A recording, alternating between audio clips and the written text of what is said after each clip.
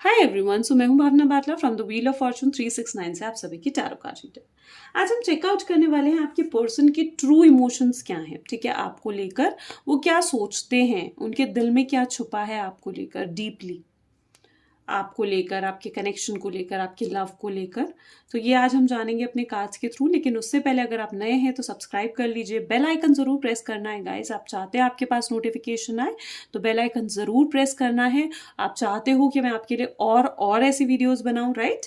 तो लाइक भी करना है। और गाइस, आप कमेंट नहीं कर रहे हो तो प्लीज कमेंट भी करो और मुझे बताओ कि आपके साथ ये वीडियोस रेजोनेट कर रही हैं या नहीं कर रही हैं। आप अपने एक्सपीरियंसेस शेयर कर सकते हो। साथ ही साथ आप कमेंट में ग्रैटिट्यूड डिवाइन, ग्रैटिट्यूड यूनिवर्स जरूर लिखें। ओके, क्योंकि कहीं ना कहीं अगर आप इस वीडियो के अंदर आए हैं तो यूनिवर्स और डिवाइन की ही मर्जी है। ठीक है, ये एक जनरल कलेक्टिव रीडिंग है गाइस, टाइमलेस रीडिंग है। कोई भी पर्सन इसे देख सकता है, चाहे आप मेल हो फीमेल हो। मेनली ये नो कॉन्टैक्ट सिचुएशन के लिए है। ओके, आगे हम लेकर चलते हैं। तो ये जो मैं कार्ड जब शफल करूंगी तो अपने पर्सन के बारे में, जो आपका कहीं ना कहीं आपके दिल दिमाग में हर टाइम घूमता है, जो व्यक्ति, ठीक है, जो पर्सन, उस पर्सन को आप कहीं ना कहीं उसके बारे में सोचते हुए ही आप रहें। ठीक है, नहीं तो आप उस पर्सन का बार बार नाम ले सकते हो। चलिए, तो मैं कार्ड शफल करती हूँ guys.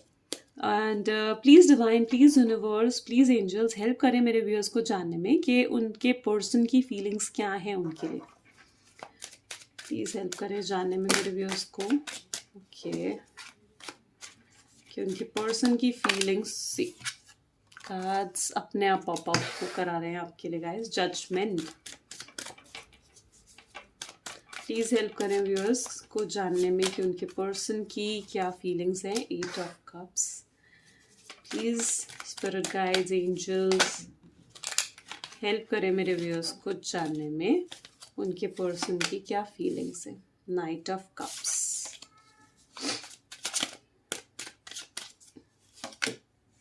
Okay, 10 of wands and one more, strength. See, oh, ace of cup is there. ठीक है, तो गाइज यहाँ पर ना सबसे इम्पॉर्टेंट मुझे देखिए, सबसे पहला ही कार्ड जो है ना जजमेंट का है।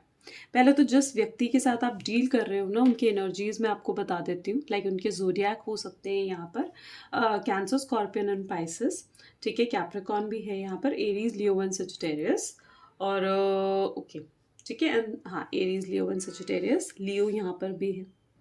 ये आज की mainly energies, main zodiac science की ये है, but all the zodiac science are important. ठीक है, सभी जोडियक साइंस इस रीडिंग को देख सकते हो और सब जोडियक साइंस के लिए ये रीडिंग रेजोनेट करेगी। ठीक है, मैं जब जोडियक साइन बताती हूँ डजंट मीन कि वो ही जोडियक साइंस के लिए वो रीडिंग होती है, नहीं। ठीक है, और ज़बरदस्ती आपको इनको अपने साथ रिलेट करने की ज़रूरत नहीं है। ठीक है, आज के जो मेन जोडियक साइंस हैं वो मैंने आपको बता दिए हैं। ठीक है, Aries, Leo and Sagittarius, and साथ ही साथ है कैंसर, स्कॉर्पियन एंड पाइसेस। चलिए, तो आगे इस रीडिंग को लेकर चलते हैं गाइज। यहाँ पर सबसे पहले कार्ड है हमारे पास जजमेंट का आउट कराया है। ठीक है, तो जजमेंट का कार्ड कहीं ना कहीं लाइक वो देखिए गॉड से कैसे प्रे कर रहे हैं रीयूनियन के लिए, रिकंसिलेशन के लिए। यहाँ पर भी आपको जजमेंट कार्ड में ये चीज़ दिख रही होगी गाइस। सबसे पहले तो मुझे ऐसे दिख रहा है कि शुरू शुरू में जब आपका रिलेशनशिप था, आपका पर्सन आपको बहुत अप्रिशिएट करता था, बहुत रिस्पेक्ट करता था आपकी।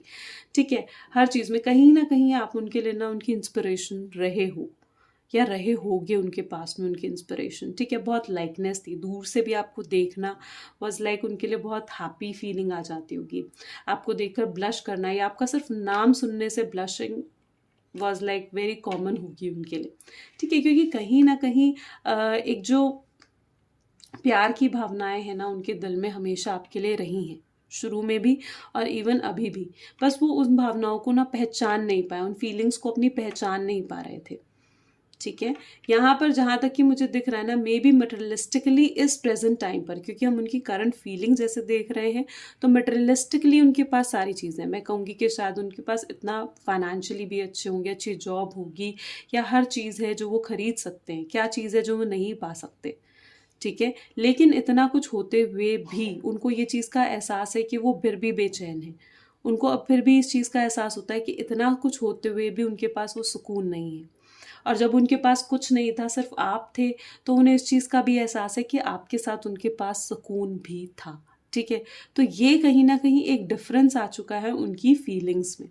यहाँ पर भी आप देखोगे ना कि सब कुछ है उनके पास, और सब कुछ छोड़कर वो फिर भी सुकून की तलाश में जाना चाहते हैं, आपके पास आना चाहते हैं।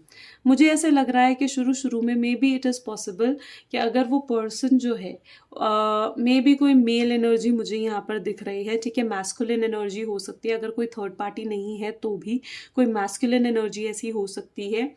ठीक है, जो आपके पर्सन को ना, आई बिलीव, आके आपके लिए नेगेटिव बोला है। ठीक है, मुझे ऐसे लग रहा है कि जैसे उन्हें आकर आपके लिए नेगेटिव बोला गया है, और वो शायद उस नेगेटिव सुनने पर बिलीव तो नहीं करा, और ना ही उन्होंने उस चीज़ पर शायद ट्रस्ट करा, लेकिन उसके बाद वो कंफ्यूज हो गए कि वो आपको कमिटमेंट दे या ना दे, या आपसे ज़्यादा जेन्युइनली उन्हें इस चीज़ का फेयर मन में बैठ गया कि अगर वो आपके साथ रिलेशनशिप में जाते हैं या आपके साथ रिलेशनशिप में आते हैं तो कहीं आप उन्हें धोखा ना दे दें। तो ये फीलिंग्स कहीं ना कहीं मुझे उनके दिख रही है। और सेकेंडली, उनका फैमिली प्रेशर बहुत ज़्यादा है उनकी लाइफ में। ठीक है, मे बी देखिए 10 ऑफ स्वॉर्ड्स की एनर्जी भी, 10 ऑफ वैंस की एनर्जी भी यहाँ पर उठकर आई है। यानी कहीं ना कहीं उनके ऊपर ना उनकी फैमिली का बहुत बर्डन है, फैमिली का बहुत प्रेशर है। ठीक है, मे बी ये भी एक रीज़न हो सकता है, क्योंकि यहाँ पर ना मुझे नो कॉन्टैक्ट के आपके सेपरेशन के रीज़न जो दिख रहे हैं ना, मेनली रीज़न है कमिटमेंट। ठीक है, कि आप लोगों को शायद कमिटमेंट नहीं मिल पा रहा है अपने पर्सन से, इस वजह से आप लोग सेपरेट हो गए। और आप लोगों को लगा कि हम जब स्टेबल ही नहीं है ये रिलेशनशिप, इस रिलेशनशिप में हमें स्टेबिलिटी ही नहीं मिल सकती है, तो फिर इस रिलेशनशिप में रहने का फ़ायदा क्या। इसलिए आप दोनों जो है एक नो कॉन्टैक्ट सिचुएशन में आ चुके हो। अब यहाँ पर अगर मैं आगे देखूँ तो 10 ऑफ स्वॉर्ड्स, तो ये ना कमिटमेंट के दो ही रीज़न है। सबसे पहला तो फैमिली बर्डन हो सकता है, और तीसरा जो उनके माइंड में नेगेटिविटी आपको लेकर आ चुकी है। ठीक है, और ये नेगेटिविटी उनके लिए बहुत ज़्यादा मतलब इतनी कंफ्यूज कर चुका है, उनके माइंड को इतना डिस्टर्ब कर चुका है। ठीक है, कि जो पर्सन आपको लव ऑफर करना चाहता था, आपको आके प्रपोज करना चाहता था, आपके साथ रोमांस, लव, हर चीज़ कहीं ना कहीं वो आप ही के साथ सोच रहे थे, वहीं पर वो जो है एक कंफ्यूज माइंडसेट में चले गए, एक डिस्टर्ब्ड माइंडसेट में चले गए। ठीक है, और वो जो एक डिसीजन ले रहे थे आपको कमिटमेंट देने का, वो नहीं ले पाए। और अब जब से आप दोनों सेपरेट हो चुके हो, जब से आप दोनों अलग हो चुके हो, तो आपकी सिचुएशन ऐसी हो चुकी है कि उनके पास सुकून नहीं है, वो गिल्ट की एनर्जी में कहीं ना कहीं है, गॉड से रीयूनियन, रिकन्सिलेशन के लिए प्रे कर रहे हैं, लेकिन स्ट्रेंथ भी जुटा नहीं पा रहे हैं। स्ट्रेंथ का कार्ड, स्ट्रेंथ एक कहीं ना कहीं उनकी कमज़ोरी बन चुकी है, कि वो मेहनत, वो एफर्ट नहीं डाल पा रहे। उनको इस चीज़ का एहसास है कि उन्होंने अपने इस रिलेशनशिप में किसी भी तरीके का स्ट्रेंथ नहीं डाला है, किसी भी तरीके की, आई बिलीव, किसी भी तरीके का एफर्ट बेसिकली नहीं डाला है उन्होंने इस रिलेशनशिप में। इस चीज़ का एहसास बार बार उन्हें हो रहा है, उनको इस चीज़ का एहसास हो रहा है। एस ऑफ कप भी हमें ये चीज़ कह रहा है कि उन्हें इस चीज़ का एहसास हो रहा है कि डिवाइन ने कहीं ना कहीं उनको उनकी लाइफ का ट्रू लव दिया था। ठीक है, उनका सोलमेट दिया था। उनको ये चीज़ महसूस होती थी कि शायद आप उन्हीं के लिए बने हो। ठीक है, लेकिन अब वो चीज़ चेंज होकर क्या हो गई कि शायद आप उनके लिए नहीं हो। ठीक है, शायद उनके लिए कोई और है। इसीलिए में भी ये भी पॉसिबल हो सकता है कि उन्होंने आपसे ऊपर जाकर किसी और को चुना। ठीक है, बाकी देखते हैं और उनकी अभी की क्या फीलिंग्स हैं। तो please divine, please universe help करें मेरे व्यूअर्स को जानने में उनके पर्सन के ट्रू इमोशंस। ठीक है, तो यहाँ पर हमारे पास, चलिए कुछ कार्ड्स उठकर आए हैं। फर्स्ट इज थंडरबोल्ट, हम इन्हीं कार्ड्स को लेते हैं। ठीक है, second is the dream, third is the postponement, fourth is the existence and the middle is the burden. देखिए, बर्डन की एनर्जी हमारे पास दो बार हमें देखने को मिली है। मे बी कोई family burden, family pressure, family influence उनकी लाइफ में बहुत ज़्यादा है। ठीक है, जिस वजह से वो आप तक आने का भी सोचते हैं तो आ नहीं पा रहे हैं। देखिए, आने का सोच रहे हैं वो आपकी तरफ, लेकिन फिर भी वो आपकी तरफ नहीं आ पाते हैं। कहीं ना कहीं अपने ख्यालों में, अपने सपनों में आप ही के बारे में सोचते रहते हैं।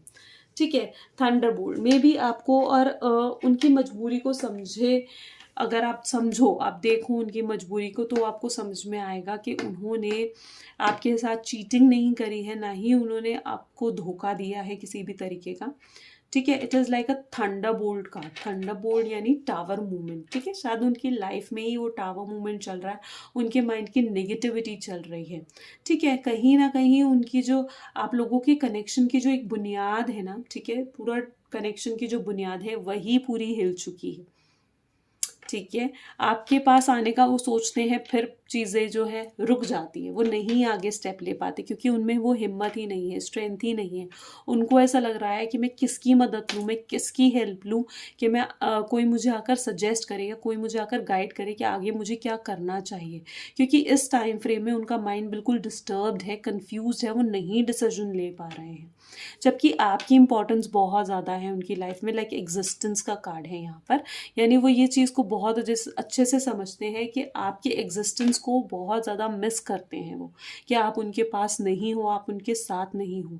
मे बी दूसरे कपल्स को देखना या दूसरे लोगों को देखने पे उन्हें रियलाइज़ होता है कि आप उनके पास नहीं हो, ठीक है। जो कहीं ना कहीं अंदर से उनको खालीपन का एहसास देता है, जो कहीं ना कहीं से अंदर उनको अकेलेपन का एहसास देता है, ठीक है। और ये फीलिंग्स कहीं ना कहीं उनको अंदर से कहीं ना कहीं डीपली इनसाइड देयर हर्ट उनको महसूस होती ही हैं, ठीक है। बर्डन की एनर्जी यहाँ पर हमें ऑलरेडी 2 बार देखने को मिली है।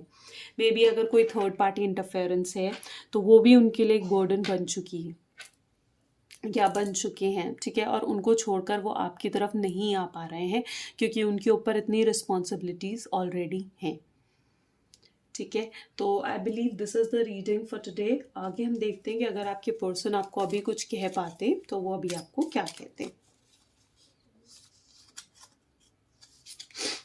ठीक है। You always know what I am thinking, ठीक है। आपको हमेशा पता है कि वो क्या सोच रहे हैं, कितना ब्यूटीफुल मैसेज है ना। और आपको पता है कि उनकी क्या थिंकिंग है, उन्होंने ऐसा क्यों करा है। यू आर सिंपली इररेजिस्टिबल, ठीक है। आप सिंपली ऐसे हो जिसको देखे बिना वो रुक नहीं सकते हैं, ठीक है। जिसको देखे बिना वो रह भी नहीं पा रहे हैं और जिनके साथ भी नहीं वो रह पा रहे हैं, एक दरवाजे पर आकर वो अटक चुके हैं। तो this is the message for today, ठीक है। अगर आपके साथ रेजोनेट करा तो ज़रूर लाइक करें, शेयर करें, ठीक है। Thank you so much guys.